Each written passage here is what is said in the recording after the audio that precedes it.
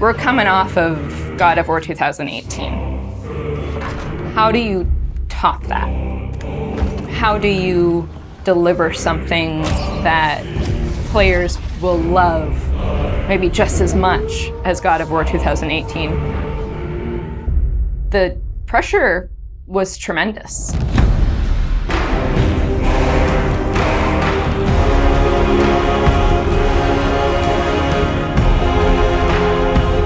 My name is Ariel Angelotti, and I am the senior producer for narrative. My name is Richard Gobert.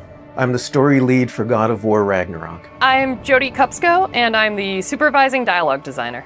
It's my job to shape the story along with our writing team, our narrative director, and game director. As a producer, it's my job to help build a team to create that content, to own the schedule in realizing that content. I oversee the dialogue production throughout the entire titles. Every line of dialogue that you hear, every human vocalization and effort and grunt, our team touches.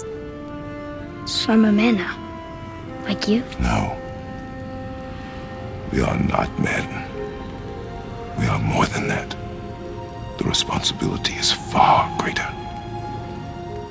In the story of God of War 2018, we find Kratos seemingly having turned over a new leaf in the Norse lands. He lives a quiet life, hidden in the woods with his wife Faye and their son Atreus. And the story starts with them mourning her death. And we learn that she made a final request before she passed away. She wanted them to spread her ashes from the highest peak in all the 9 realms.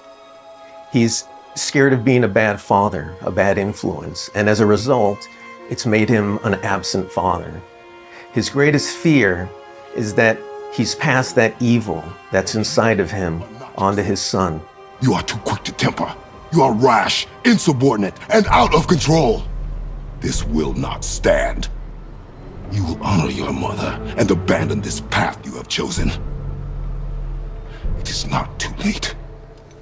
They befriend Freya, who is an exiled Vanir goddess who used to be married to Odin. They meet Mimir, the self-proclaimed smartest man alive, who serves as their guide and their confidant. And they meet the Holdra brothers, Brock and Sindri, who are world-class weaponsmiths who end up their main source of upgrades and equipment. Now, among the enemies they make are the Aesir gods, whose leader is none other than Odin, someone we never meet in God of War 2018, but who casts a very long and dark shadow over the 9 realms. There are consequences to killing a god! Why? How do you know? How do you know?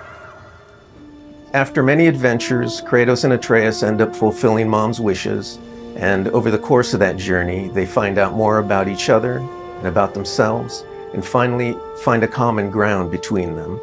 They become the close family unit that Faye hoped that they would become.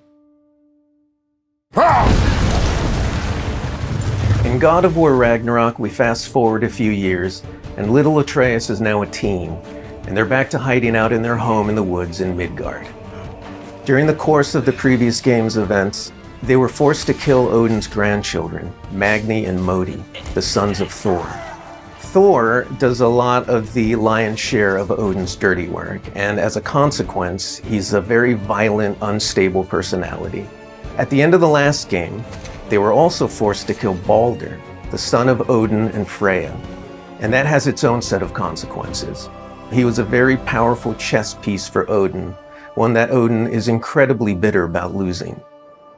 Freya has vowed vengeance against them for the killing of her son. Kratos and Atreus didn't want to kill him, they were friends with Freya, but Balder tried to kill her in front of them, and Kratos had no other option in the moment but to kill him to save Freya's life, even though it meant losing Freya's friendship. I will parade your cold body from every corner of every realm and feed your soul to the vilest filth in hell. That is my promise. He saved your life. He robbed me of everything.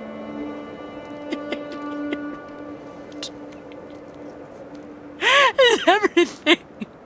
His death is also foretold to bring about Fimbulwinter, which is a brutal 3-year winter that is then followed by Ragnarok. It's an apocalyptic war between all the Norse gods, the giants, the dwarves, and the elves, and an army of the dead. They're all destined to fight in a battle that basically ends the world. Kratos is understandably worried about his son and what it means for him.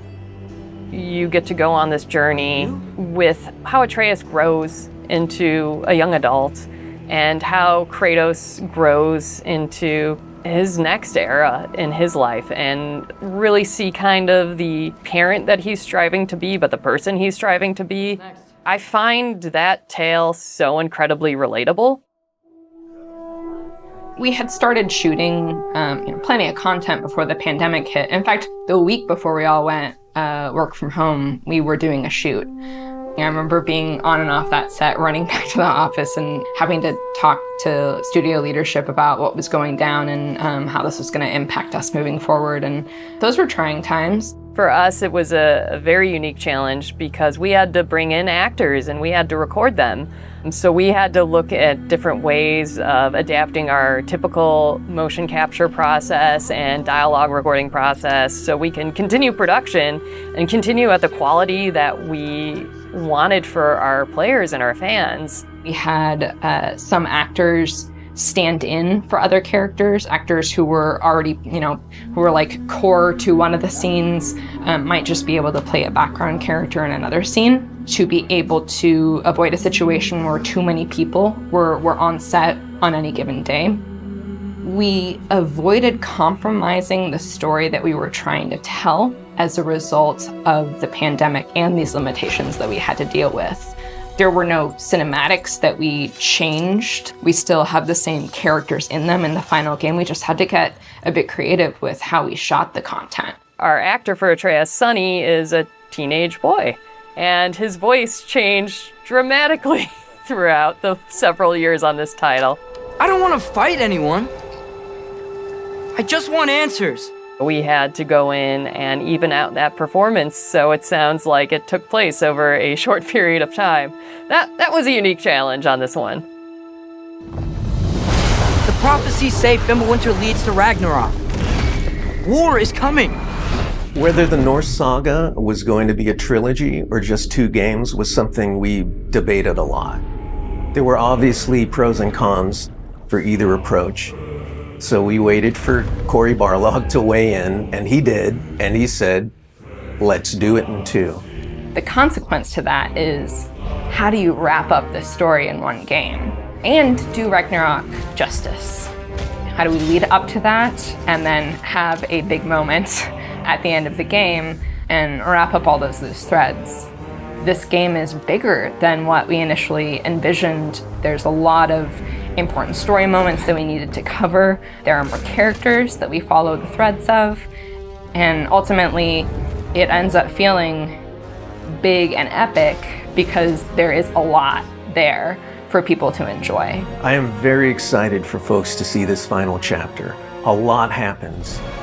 We put our characters through the ringer, but we also bring them closure and we provide answers to a lot of the questions the first game posed. Just all of the new combat that we're doing and the new interactions. There's a lot of stuff that's happening in this title that I think people are going to have fun with. We all have our own personal Ragnaroks to deal with. And this story is about how you process that, how you own it, and how you make it a part of yourself and grow from it. I mean, we set some stuff up at the end of last game. There's going to be some consequences this game. We're going to see how things play out between Freya and Kratos. We're going to see how the evolution of the family relationship continues. You got Brock and Sindri, the dwarves, who are kind of part of your makeshift family now. And there's going to be some other characters that we introduce that may be going to disrupt the balance a little bit. I can't wait until players get their hands on the game or are able to experience how the story unfolds for themselves. We have, I think, an incredibly well-rounded game. Very satisfying combat, beautiful and rich environments to explore, outstanding character art, a lush and moving soundtrack and soundscape. It's the work of hundreds of very dedicated artists, and they all have their own stories to tell.